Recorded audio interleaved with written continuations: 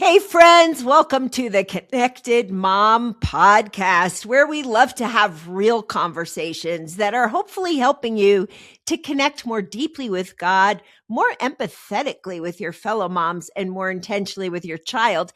And hey, have I got a treat for you today? Do you ever find yourself as a mom or as a friend over functioning? I think a lot of us do. Overfunctioning is when you do something for someone that they really could be doing for themselves. And I have an extraordinary friend with me today. We're just going to have a great conversation about this. I want to introduce you to Erin Davis. Erin is an accomplished author, an accomplished speaker. She is a boy mom, which I personally love that she's a boy mom. She is a wife. She lives on a sort of farm in the Midwest. And, one time she sent me pictures of her new baby goats. And, she's also a twin, by the way. And I just love Erin, and I know you're going to love her too. She is a woman of extraordinary wisdom. So anyway, welcome, Erin. Oh, I'm so glad to be here. I'm already chuckling on the inside that I'm the expert on overfunctioning because I totally am. I totally am. This is Now, I didn't say that. I said you were an add that. expert. That's in the fine print of my bio. Well, I can't wait for our conversation today. Erin, Proverbs 9:6 says that we're to walk in the way of insight, right? And I know your heart. It's been such a joy to get to know you over the last year. And both of us are really on this quest to find more wisdom from God and to Yeah. walk in his ways, And at first, before we get into this conversation, I should have started with this, but hey, we'll throw it in now. Tell us about your family. How many boys do you have? It feels like a legion or I don't know what an army group would be called, but it's just four. And my oldest one, Becky, turns 18 next week, and that could be a whole Okay. other conversation because that is a strange transition of parenting. His brother just turned 16, and then we have a boy who's 12 and a boy who's 7. So we're literally in all the at-home stages you can be in. So we got high school, we got middle school, we got elementary school. It's all happening at the Davis house. I love that. And there's such a call on moms who are raising sons to raise godly men, and Amen. it really goes back to this verse that I just mentioned, walk in the way of insight. And we're to walk and teach our boys and our girls to walk in the way of wisdom. And sometimes that can be a little tricky, can't it? Yeah, I love that you called it a quest earlier because it is. It's a lifelong adventure in many ways, but also a lifelong journey. And, we would all, if we could wave a magic wand and be the wisest mom ever and have our kids be the wisest kids ever, we probably would, but that's not how God designed it. God designed it as a process that we walk together with our kids. And yeah, I want wise boys more than anything. I want them to be successful in lots of areas of their life, but I most want them to be wise. And me and their daddy both need so much wisdom as we're raising them. I love that the word promises when you lack wisdom, which we all do, you can ask the Lord for it and he'll give it to you generously without finding fault. So he doesn't shame you and go like, you should have known this by now. Don't you know what you're doing? But he generously goes, let me show you the way of wisdom. And isn't that really parenting? I lack wisdom. I don't have it in my own strength, but I can ask God for it and he's going to give it to me and he's going to make me a wise parent raising wise kids. So it's a great quest. It is a great question. I have mentioned this before on the show, but years ago, one of my daughters said, Mom, how in the world did you raise us without Google or, Yeah. WebMD? And I said, we didn't have Google. And so we went to our knees, and Steve and I would both tell you there were so many times where we didn't have a clue, right? But you go to your knees and you ask God for wisdom, and he gives it when you need He it. does. Yeah. And it's per kid, per moment, per situation. And so we need that. I don't know that Google and WebMD are helping us parent all that much. They're creating a lot of fear and giving us a lot of options, but there's no substitute for God, the Father of all knowledge. And he loves to help us parent. Yeah. So let's get into the topic of overfunctioning. Okay, let's do it. Let's do it, Erin. So I said in FriendWise, we are in the middle of a series on friends and friendships for mom. And in that book, I said I am a recovering overfunctioner. Now, I am still in the recovery process. If we had a counselor join us, she could, give us a little therapy here, Erin. And I think, for me, overfunctioning showed up in so many areas of my parenting, which I'll get to in a second. But how has that shown up for you? Yeah, Becky, I'm so grateful that you wrote about that in FriendWise. I doubt you invented that word, but I'd never heard of it before I was reading your book. And it's that, that Sapir-Whorf hypothesis is that language precedes thought. So all of a sudden having a word for a mode that I knew really well was like so sobering and clarifying and helpful.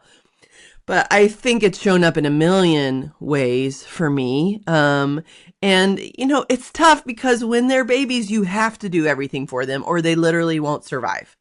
But that doesn't always stay true, of course. And it can be really hard to know when the game changes and when it's appropriate for them to do things for themselves. But I think in general, I've just done more for my sons than I needed to do. The big boys do not need me to pack their lunch anymore. I should not be doing that. They don't need me to do their laundry. They don't need me to remind them constantly of things. I heard this great quote not long ago that said, parents who are great reminders raise kids who are great forgetters. And that is I just love that. that's been my mode. Like I'm going to handle everything for everybody. And I think the root for me, there's probably several, but I have struggled to tolerate anything other than happiness from my kids. Like I've struggled to tolerate their humanness. So I was always trying to get ahead of what might cause them to whine or push back or have a meltdown or be sad. And so I just was like trying to manage everything. So in probably my highest season of overfunctioning, I was getting up hours before anybody else was. And I was making everybody hot breakfast because they needed protein. And I was making sure everybody's clothes were clean and everybody's shoes were lined up and everybody had socks and everybody's backpacks were in place and then they'd get up and had very little responsibility. And guess what? There was still whining. There was still tears. There was still humanness. So the next day I would think, I'm going to get up a little earlier and try harder. And if I just manage every detail of my family's life, we can get to a place where it's always smooth sailing. And that was pathology in me of an inability to ever let other people experience disappointment or pain or heartache. And I got really exhausted. My story is so similar, Erin. We could be related. We raised 4 kids. Steve at the time was pastoring a rather large church in upstate New York, and I was an overfunctioning pastor's wife. Not only was I on staff with him, but I went to all the services, heard the same sermon over and over again, but I also overfunctioned with our kids a lot because like you, I didn't want them to have pain or sorrow or sadness. So quick example, I remember when our son I think he was in 4th grade, and 4th grade boys, they just don't care about homework, right? That's not at the top of their it's the list last of thing they want to do. priorities. Yeah. He wanted to be out playing football or soccer or running around the neighborhood, and I would get them off to school and then I would find his homework on the dining room table. And I knew if he didn't turn in his homework, he had to give up recess. And I didn't want that for him. So I took it. And then I took it the next day. And on the 3rd day, my husband said to me, Beck, we got to stop, because unless he feels really the pain of forgetting his homework, there's not going to be a change, and it was hard for me because he had to give up recess, and that's such a silly example, but overfunctioning can spill into all of our relationships, right? Yeah. And thank God for wise husbands. My husband, Jason, said something similar to me once when I was definitely overfunctioning. And he said, Erin, our sons are baby birds. And if you crack the shell for them, they will always be baby birds. And I was like, but I want to crack the shell. But in nature, the baby bird has to crack their own shell from within. And I've come back to that wisdom many times. And a bad fruit of overfunctioning for me, you can affirm if this is true for you too, Becky, but was bitterness and resentment. I was doing all of these things for my kids and my husband and my friends and my church that nobody asked me to do. And then when they didn't celebrate me by throwing me a parade, I was so resentful. And that's not fair because they didn't ask me to do those things. They didn't need me to do those things. And in the case of my sons, Jason really was right. If I was doing everything for them, they didn't learn the natural consequences of things like losing their recess. I feel like the book of Proverbs talks about this so much. And what the Bible would describe somebody like that who can't anticipate consequences is a fool. And what I do not want to put into the world is 4 foolish sons. So I had to make peace with they had to face their consequences for themselves. And I'd always be here to love them and encourage them. But also it just helped me not be so resentful, which wasn't serving them well to be a resentful mama. Yeah, and here's the way it continues. Your boys are still in the home. So my kids are all married now and raising their kids, and a big value to me is we have had Sunday dinner for years, and they all first got married, started having kids, and my theory, Erin, is if you feed them, they will come.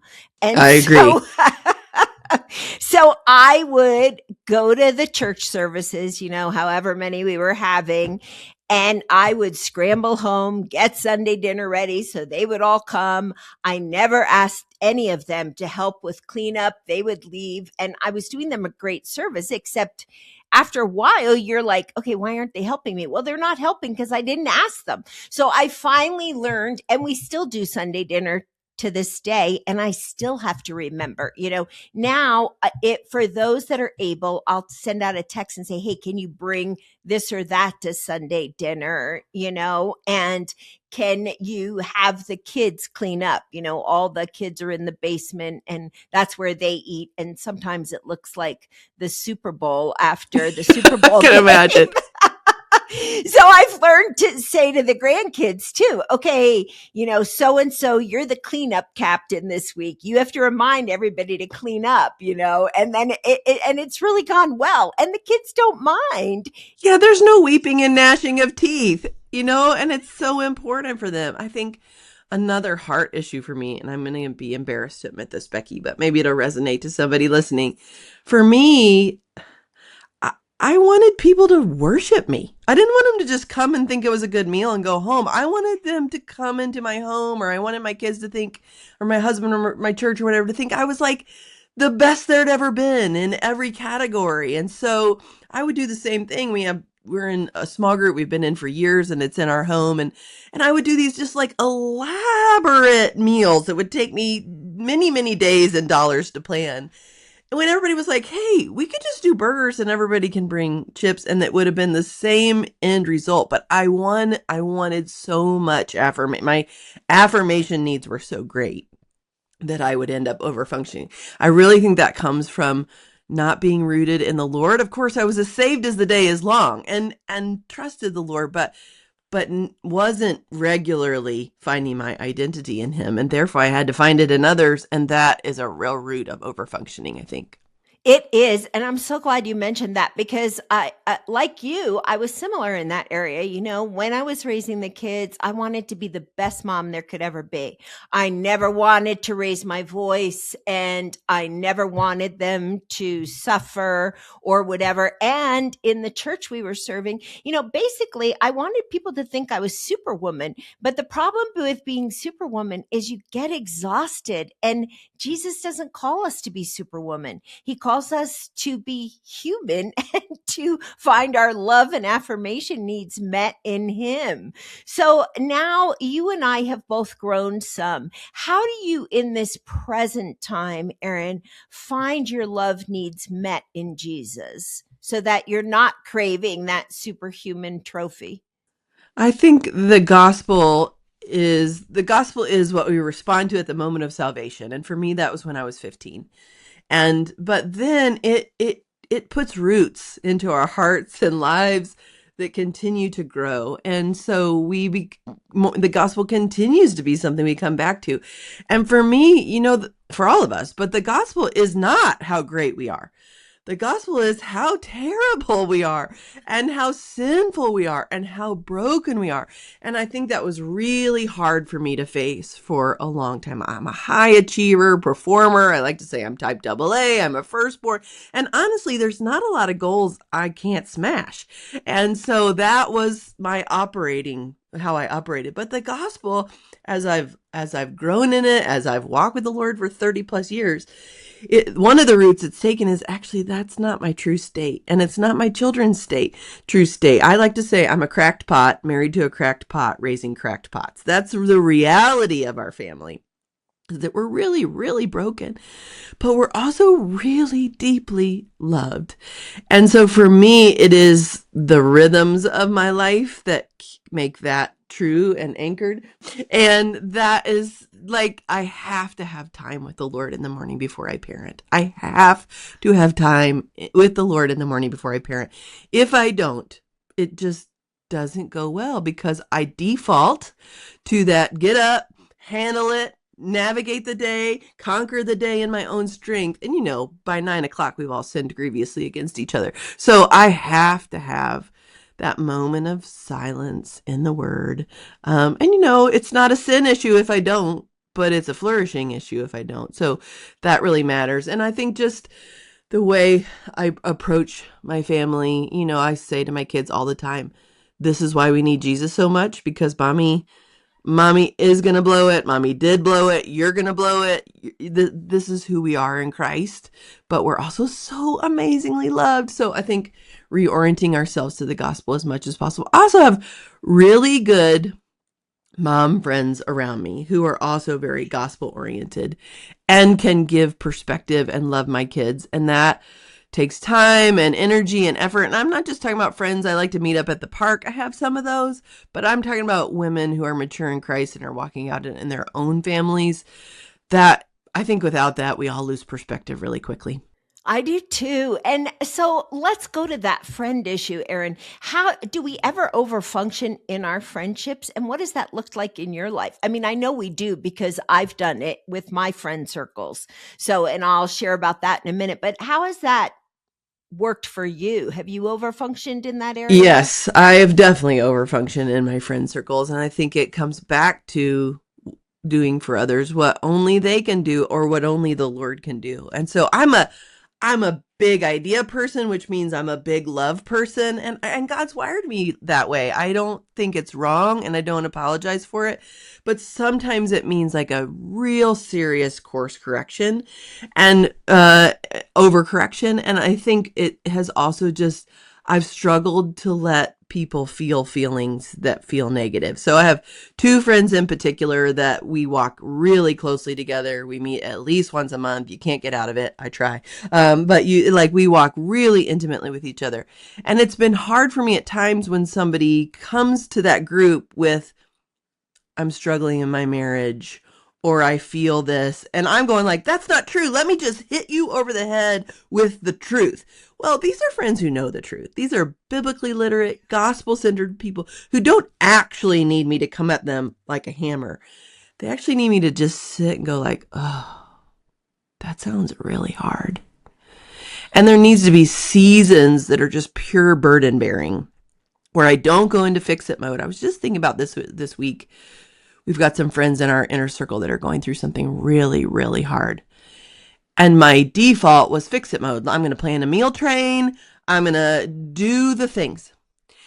And I was reading in the Gospels about when Jesus showed up after the death of Lazarus, and he wasn't in fix-it mode.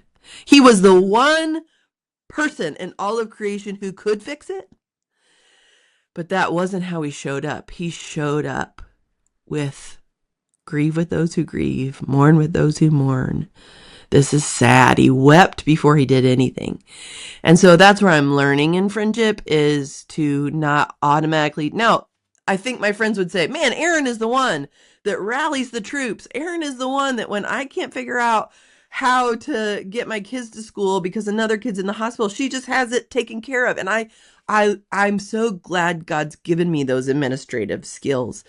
But I'm learning to, for a period, just let my friends feel what they feel and just try to be empathetic for a season, walking by the Spirit to let the Spirit know me, let me know when, okay, now you got the green light to do something. But that's, I think, helping me a lot in my friendships right now. Yeah, I am so similar, Erin. I don't like people to feel sad. I want everybody to be happy all the time, you know? And because of that, if a friend is really walking through sorrow, I want to fix it. And I have to realize I can't. I have to surrender control to the Lord. I have to feel with them. I have to weep with them. I have to journey with them. I can assure them I'm praying, but I can't fix it for them. Similarly, if some of my friends are not getting along with each other, Mm. I want everybody to get along, right? So I can come in as the HR director, you know, like, and I can do that in the extended family. You know, I have adult kids.